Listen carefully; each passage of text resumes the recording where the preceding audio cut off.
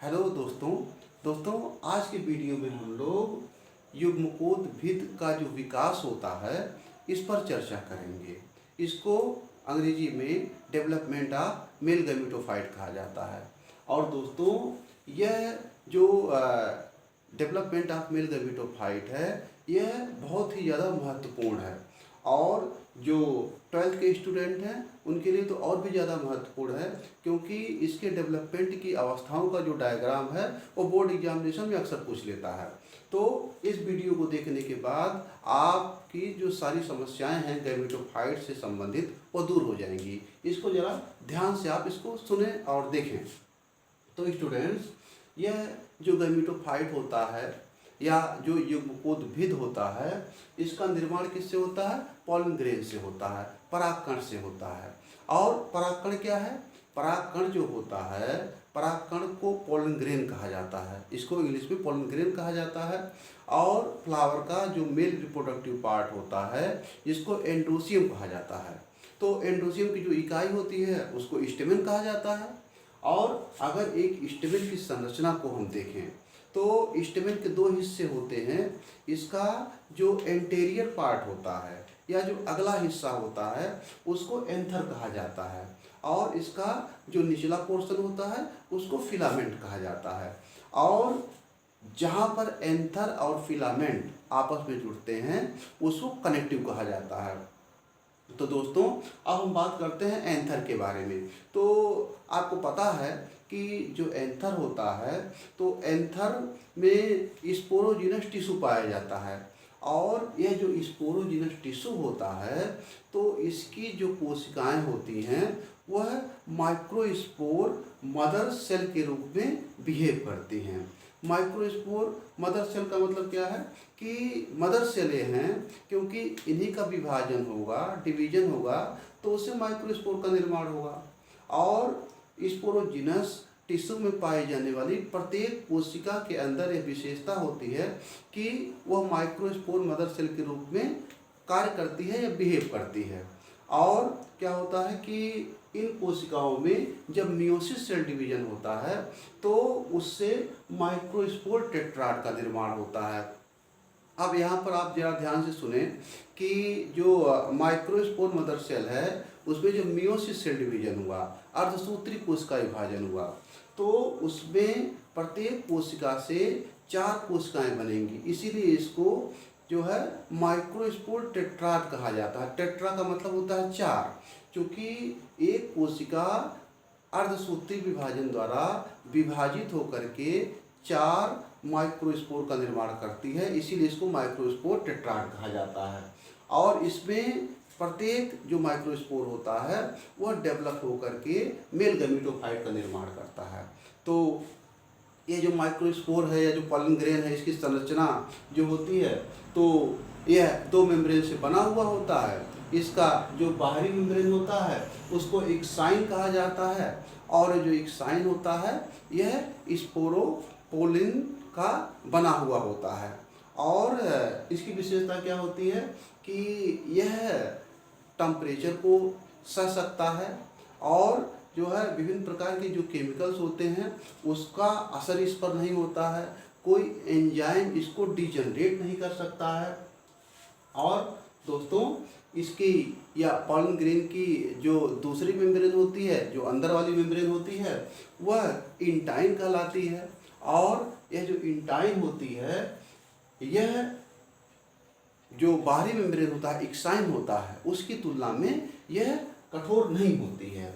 और क्या होता है कि इसमें जर्म पोर पाया जाता है। जर्म पोर क्या होता है? जर्म पोर वह जगहें होती हैं जहाँ से जो पॉलन ग्रेन होता है, पॉलन ग्रेन का जर्मिनेशन होता है, अंकुरण होता है, और वहीं से पॉलन ट्यूब निकलता है।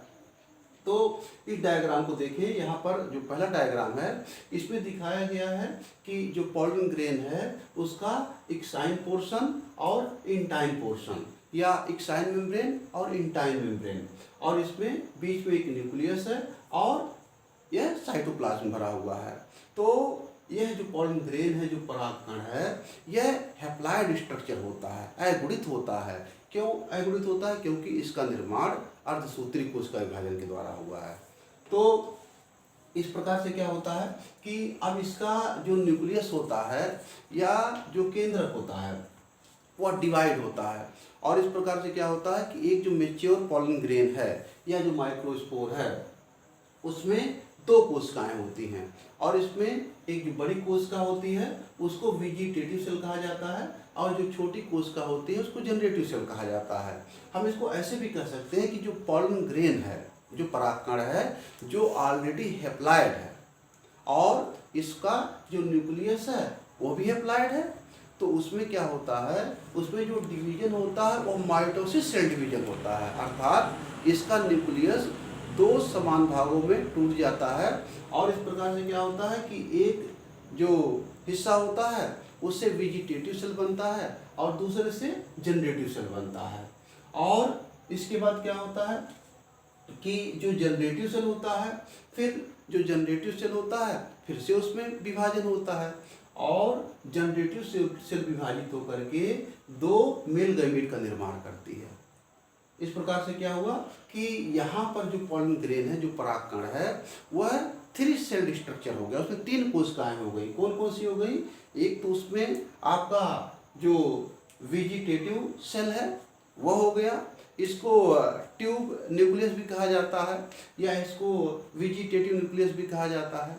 तो एक यह हो गया, और दूसरा क्या हो गया, इसमें जो मेल गैमीट हैं, तो मेल गैमीट 2 हैं, और मेल गैमीट का निर्माण किससे हुआ है? जनरेटिव सेल में समसूत्री कोशिका विभाजन के द्वारा 2 मेल गैमीट का निर्माण हुआ।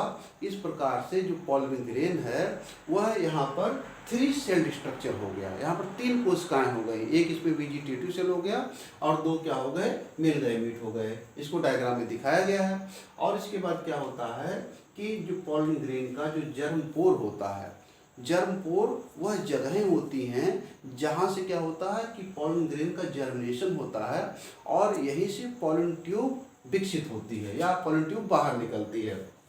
इसके बाद इसके अगले डायग्राम में देखें आप, यहाँ पर दिखाया गया है कि किस तरीके से जो पॉलन ट्यूब है वह जो जर्म पोर है वहाँ से बाहर आ रही है, और धीरे धीरे वह एक लंबी नली के रूप में विकसित होती चली जा रही है।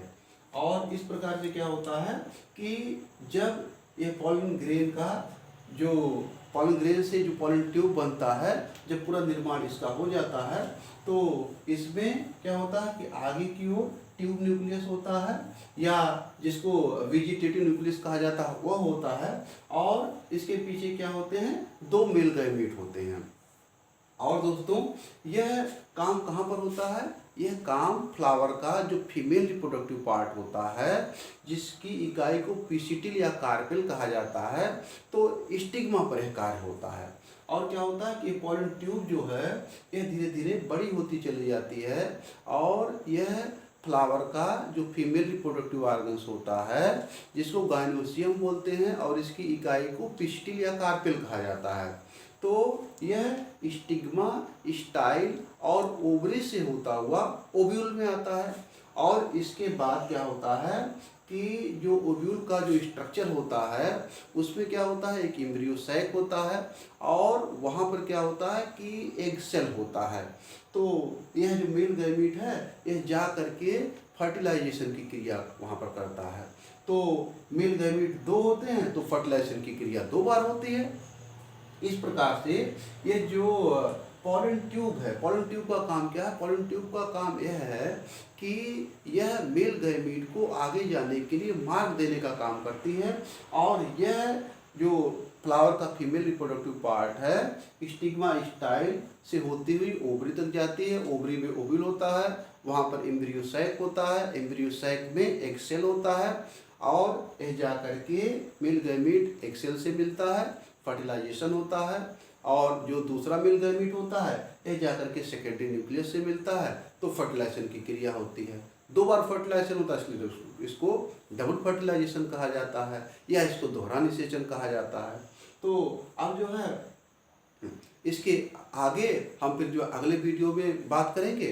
तो इस प्रकार से आज के वीडियो में आपने देखा कि किस तरीके से जो मेल गैमीटोफाइट है उसका डेवलपमेंट कैसे होता है, और इसकी जो विभिन्न अवस्थाएं किस प्रकार से होती हैं। तो दोस्तों आज के वीडियो में इतना ही। आप अधिक से अधिक इस वीडियो को लाइक करें, सब्सक्राइब करें और शेयर करें।